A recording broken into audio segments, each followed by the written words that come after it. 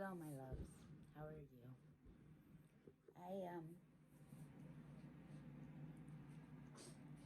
keep saying things about being kind to people, and you never know who may need that kindness. And it could change their life. It could save their day. It could make their year. So, what I want to do right now, and this could be a little too much, but I want to talk about you guys, and I want to talk about my YouTube channel. I haven't finished it, but I started my car accident series. So in 2001, I was in a very bad car accident. The doctors don't know how I lived. As a result of that car accident, I have a traumatic brain injury. It has to do with my long and short-term memory. I mean, literally, I'll be talking and just forget what I'm talking about.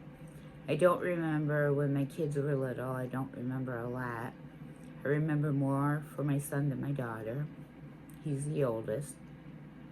From the car accident, I had to learn how to walk over. I was in 3 different hospitals. Well, the third hospital I was on the rehab floor, but it was a hospital. And I was in the hospital for 25 days. My doctor didn't want me to go home, but the insurance said we're done paying. So I had to do outpatient surgery. So when I left the hospital, I was walking with a walker. I was walking very slow. I have balance issues now that I can just be standing and kind of topple over. I can fall. There's reasons I don't know why I fall. And I fell at like 3 o'clock in the morning one time. I don't know if the dog, she had to go out, so I had to get up.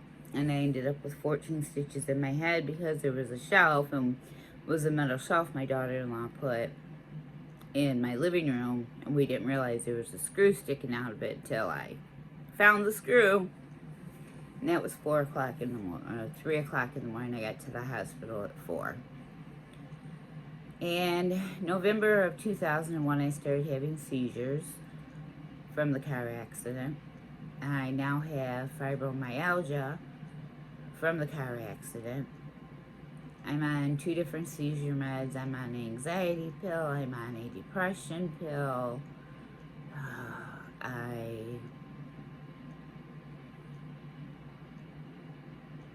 The only pill I would be on without the car accident would be my thyroid pill. And we finally found out that my thyroid was bad after years and years and years of testing. So, actually today is my 31st wedding anniversary. I am legally still married. The Monday before Halloween last year, my husband looked at me and told me he was leaving. And he wasn't happy. Now, I knew we were having issues like all marriages have, and I tried to get him to do something about it. And he never would. It was too much hard work. You know, he would have to put the hard work in. He would have to continue. That's what he told me. So, I asked him, how long have you not been happy? And he said 30 years. At that point, we had been married 30 years. And then I found out he only stayed around because he thought he needed to take care of me from the car accident. When the kids were younger, he wouldn't work a decent job. When he had a decent job, he quit it. Sometimes he told me, hang on one second. Oh, it's my daughter. I'll get back with her.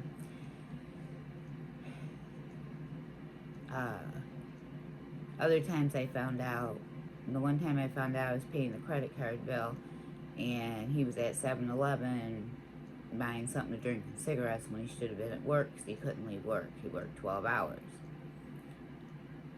And that's when I found out he quit that job. That was one of the best jobs he had.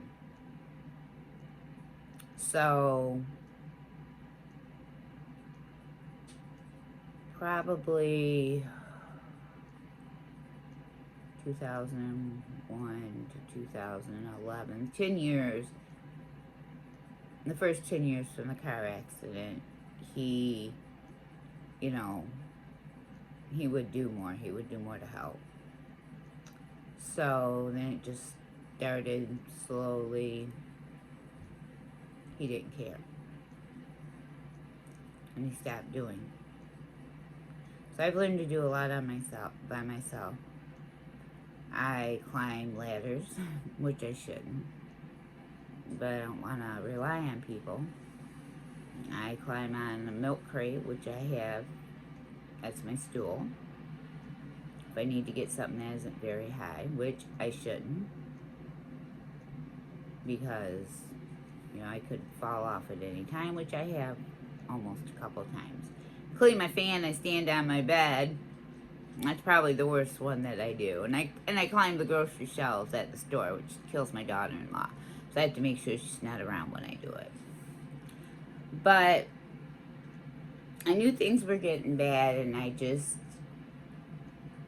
he wouldn't do it. He wouldn't even hardly talk to me. All he did was fight, throw things at me. He never hit me, punch walls. And I just told him one day, you know, you're going to go to punch a wall in front of my face trying to prove a point, and you're going to hit me. And it'll be the last thing that you ever do. So when he told me he was leaving, I kind of knew. And I thought I'd been preparing myself for it, but I wasn't prepared for it at all. When I married him, he was supposed to be my forever, which now I look back and he was a dead end. It wasn't a forever. He didn't care. He told me I worked so much because I didn't want to be around him and the kids, and that really hurt me. Especially saying I didn't want to be around my kids. My kids were my life. Now my grandchildren are my life, and my kids come in second. I have never put myself first. I've put everybody else first. My children, him, friends. And come to find out, when you put friends first and you do so much for them, when something happens and you quit doing, you come to find out that so many of them are not really friends. They're just people who took advantage of you, and I let them. I am a very sensitive person. I am a very emotional person. So I'm going to try my best. So the last thing that we did was together with the grandkids as we took them trick-or-treating of last year. And he didn't really want to go. But I made him, because I told him, you're leaving on Friday. This was on Wednesday, I believe. I said, you're leaving on Friday, and how do you think that's going to affect them? You just taking your stuff and walking out the door. So he wasn't doing anything, and I asked him, I'm like, are you still going on Friday? And he said, yeah. I said, well, you haven't packed anything up. I know. And I said, well, do you need any help? And he told me no. And I said, okay, if you're determined to leave and you need help, I will help you. And I told her I wished he wouldn't. And I cried a lot. And people just don't understand that I've never, I mean, I was one of my few friends that was married. Actually, out of all my friends, I was the only one who was married. My so-called friends. I was the only one who was married. And so I got told to get over it. quit crying so much. Go out and do something. I don't know what I was supposed to go out and do because I can't drive due to my seizures. And my friends are, we'll just use that term loosely, don't do anything. Most of them like to be in bed by 9, 10 o'clock at night.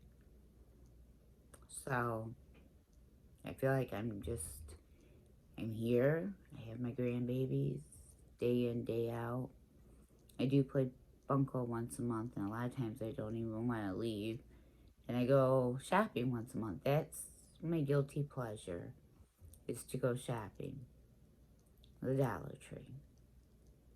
And I spend a lot more money than I should there. But you know, I thought it's the only thing I have once a month, and I'm going to do it. And maybe I shouldn't. Maybe I should, you know, save some money. But it's like I need to get out of the house. I need to do that. I love to shop, first of all. I need to go out of the house, you know, and I go to TJ Maxx. I look in the clearance section. I'm going to go to Marshall's and start looking over there at their clearance section. I go to Hobby Lobby. I look in their clearance section. I go Tuesday morning and I look in their clearance section. I did buy some things that weren't in the clearance section at Tuesday morning because they're so much cheaper than Michael's, Joann's, or Hobby Lobby.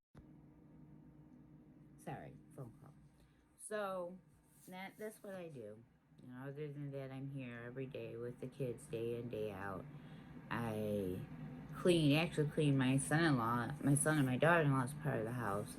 And my house part, my living room, and then I still got boxes from when he left that I need to go through and put up or get rid of stuff. And I'm trying to get rid of stuff.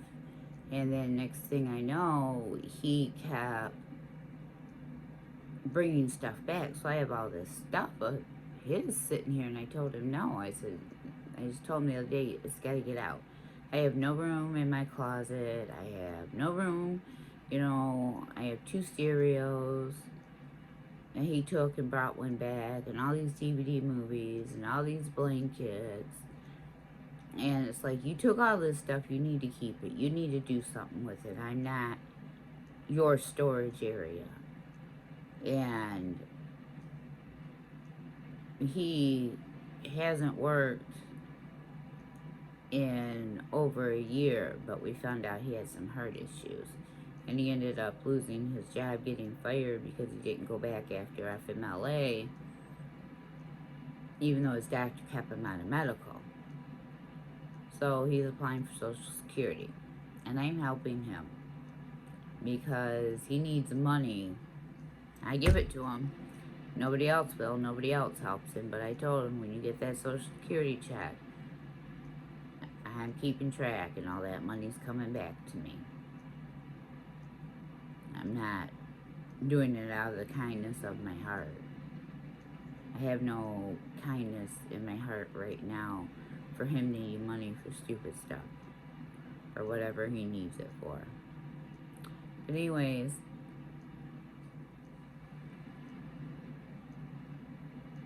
and he told me that he was gonna stay, but since I pushed him out of the house, and I'm like, pushed you out of the house? He said, yeah. You kept saying, are you going? Are you going? I said, I asked you one time because you didn't start packing. I didn't want you to leave.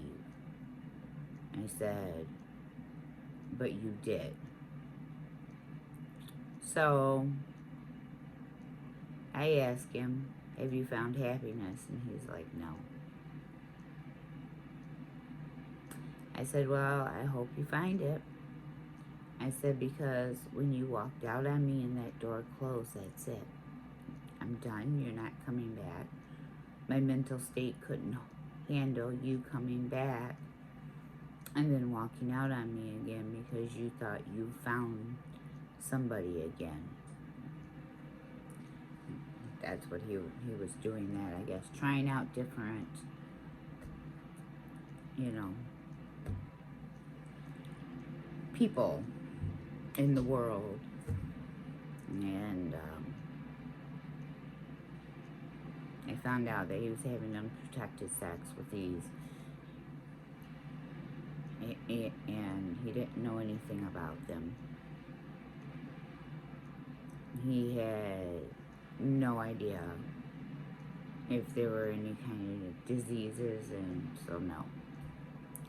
Don't even look at me. I'm done.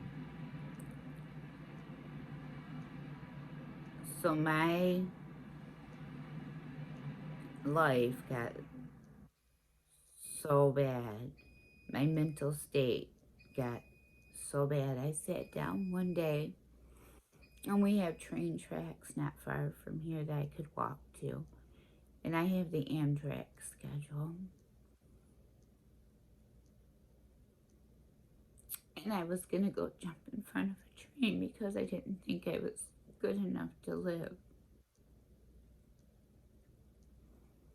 For some reason, my father's never liked me. I'm the oldest. And he's never ever said nice things. And I had no friends. I could not do anything during high school or junior high to make friends. I had acquaintances through school. You know, I knew a lot of people, but no friends. You know, if somebody invited me to do something, nope, couldn't go. After a while, people just quit inviting me. And but he always told me I was a failure in my life. No matter what I did, I would fail. And I felt like I failed. I felt like I failed my kids. I felt like I failed my marriage. I failed myself. And I didn't know what to do. Will I stay around and fail and ruin my grandbabies' lives? If I wasn't around, then I wouldn't be able to ruin their lives, and they have other grandparents. And in time, they wouldn't remember who I was.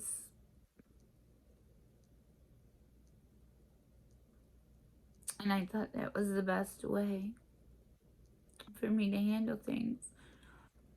So my daughter-in-law told me, do a hobby, find a hobby, do something, keep busy. So I started watching YouTube. I don't watch TV, so I just started watching YouTube. I started watching cooking channels. And then one day browsing, I saw a Dollar Tree haul. And that kind of hooked me on watching those. And then it went to grocery hauls. And I thought, you know, I could do this. I could try to do this.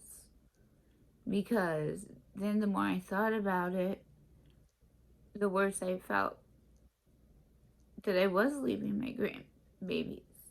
And they need me, and I need them. Because grandma fights for everything they need in their life.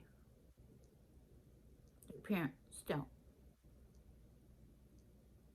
And I couldn't leave them, which I guess is a good thing. I don't know, sometimes. So I joined YouTube last November. I made a video. And then we lost our internet, and internet's not important to my daughter-in-law. I mean, she likes TV, but it took us 8 months or so to get it back. So last spring, my first YouTube video that I taped had went up. In March or May or something, my first one went up. And I talked to, not a lot, but I talked to a couple people watching their videos. And so then, they came over and joined my channel. And I had 5 people, and they had 10 people. And I don't know how.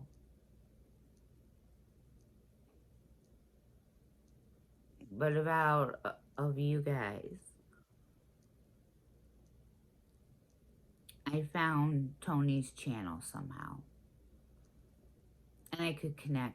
I connected with Tony because she's funny. She just is herself when she does her videos. I'm not saying you guys aren't. Everybody is. But there's just something with Tony. I connect with her because it's kind of like we act similar in a lot of ways. And through Tony's channel, I found Bonnie and Theoni, and it just kept rolling and rolling. And now I have you guys. And you guys have been there for me. Every time I put a video up and you say the nicest things about me. Things that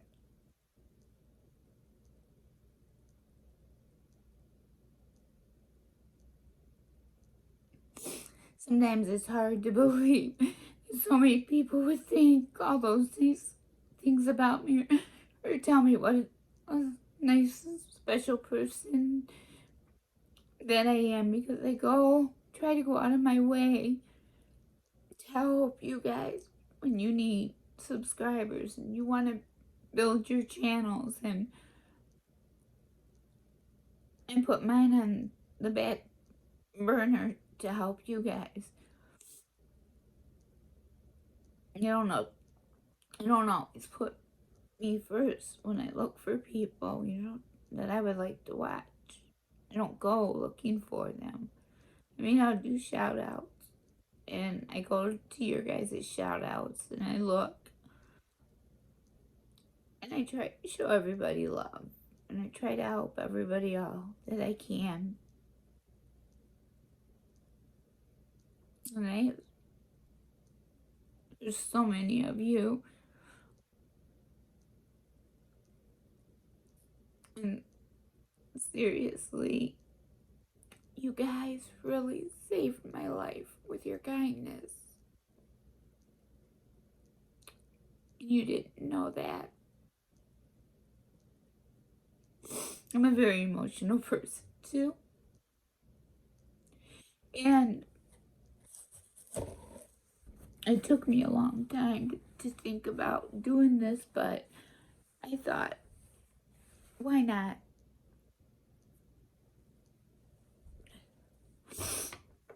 Like I said, maybe it's too much, and maybe I shouldn't put this out there. I don't know, but I'm a real person, and this is my real life. And I don't hide anything. I don't act any different than when I make a video than what I am in real life. Sometimes I'm goofier in real life than I am on YouTube. But I just wanted to thank you guys, and when I say I love you from the bottom of my heart, you mean more to me than you will ever know. Now you know why. I don't want anybody to feel sorry for me. It's just my life. This is what happened. What's going to happen from now, I don't know. I go hour by hour, because anytime I can start having seizures, and that just kind of puts me behind, because then I can't do anything. I have to sit down, and I just start shaking. Mine are non-epileptic, so it's okay if I'm left alone. I don't fall to the ground and all that stuff. But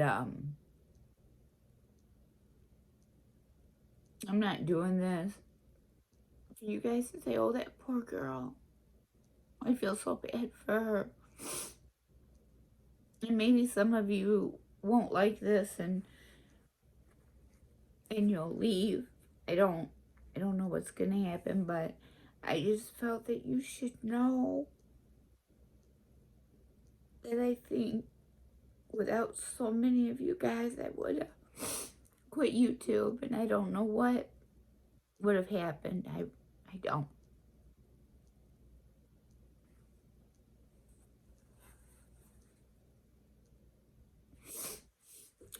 I just want to thank you for being so kind to me and making me feel so special and making me feel so loved. My family doesn't do that. I don't see them.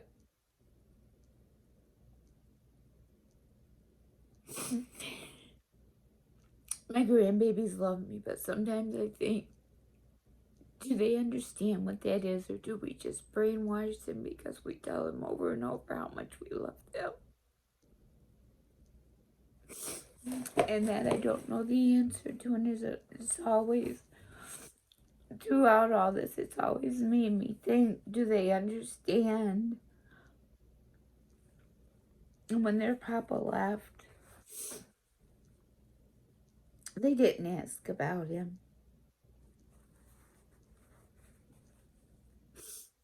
And sometimes to this day, when I leave to go shopping or a doctor's or something, some of them have a fit. Some of them, Ember will cry sometimes. Logan will cry because they don't want me to go.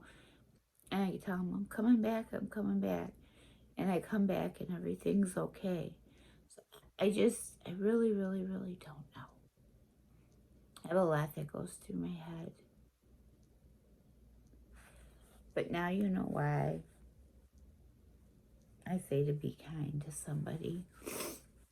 A smile, open a door, because somewhere out there, there's a person that's going to need that special thing that you do for them to make them feel good, to rethink their life, to rethink things they might be thinking to do.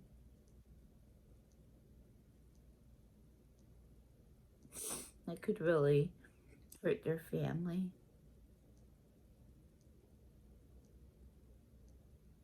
So that is how I got here. It's because of you guys that I'm here where I am, and I'm growing slowly. I love what I do on YouTube. I love you guys. I love watching you. I love talking to you.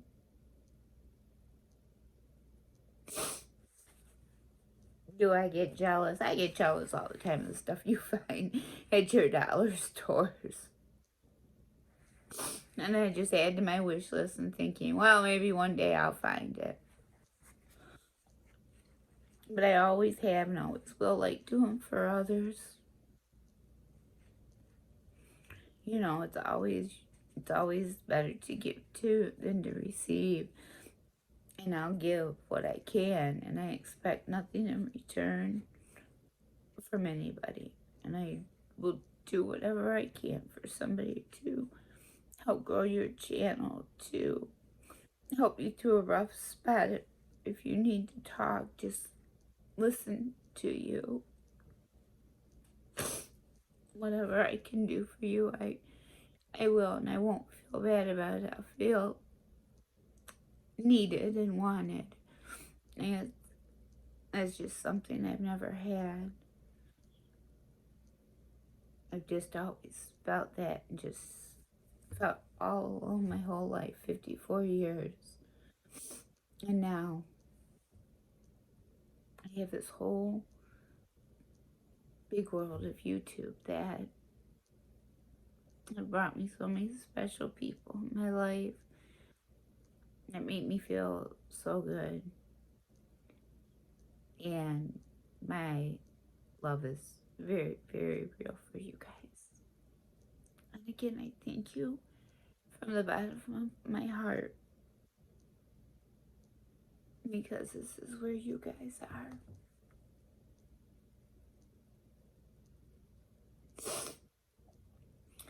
My heart has never felt this much joy, except for when my kids were born and my babies were born, which are right up there in the top 3. I'm sorry. So, like I said, please don't feel sorry for me. I don't want to say, oh, Christina, I'm so sorry, I'm so sorry. I don't want that.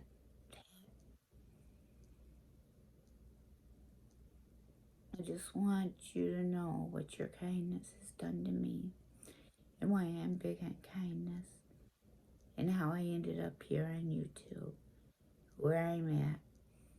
And I hope to continue to grow, and I hope to build stronger, better friendships with you guys. And if you think that I'm doing this for attention, I'm not. It's a part of my real life. It's a part that has happened. I mean, last year, 30 years, the day of our anniversary, my husband said, oh, it's our anniversary, but it don't mean anything. Today he texts me happy anniversary. And sometimes when he does stuff like this, it's like that, I can't handle it. He's playing mind games with me. And I believe it was in April. He tried to kill himself at the bus stop picking up the boys. And he texted me. And I knew something was wrong. And I'm like, what did you take? And he told me. So I did call 911. So he's now not allowed to see the kids by himself anymore. My daughter-in-law doesn't even want him over here. If he goes to my daughter's house, he doesn't stay. He just goes to pick his mail or whatever up and ignores the kids. I don't know. After all these years, why today? Tell me happy anniversary.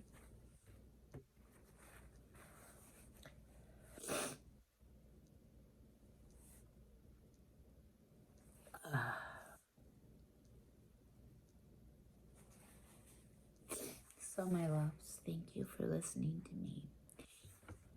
And I'm going to go now. I have dishes over there that need to be done. Put my veil back on.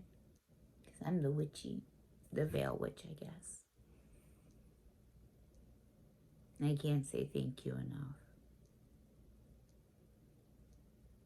And I'm so glad you're in my life. And I really hope that you don't leave. But if you do, I understand. Sometimes I am too much to handle. Sometimes I say too much, things I shouldn't say. But I say it's the truth. It's how I feel. It's what I do. Just stuff like that. So I'm going to go, and I'm going to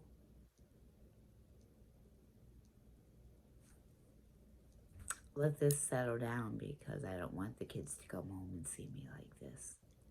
Because then they're like, Grandma, what's wrong? Why were you crying?